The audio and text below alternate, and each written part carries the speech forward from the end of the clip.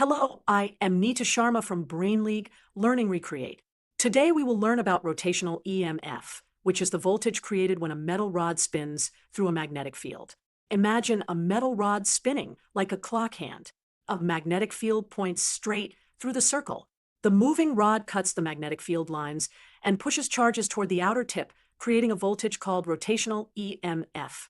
Why does this create a voltage? Moving charges feel a magnetic kick called the Lorentz force. That kick pushes electrons outward, so the center becomes positive and the tip becomes negative. The rod does not move at the same speed everywhere. The center is slow and the tip is fast. The speed at a distance r from the center is omega times r. Since the speed changes along the rod, we use the average speed. The speed at the center is 0. The speed at the tip is omega times L. So the average speed is 1/2 omega L. The basic EMF formula is B times L times V. When we plug in the average speed, we get the rotational EMF formula.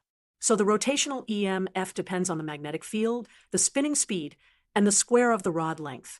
This is why longer rods and faster rotation produce a bigger voltage.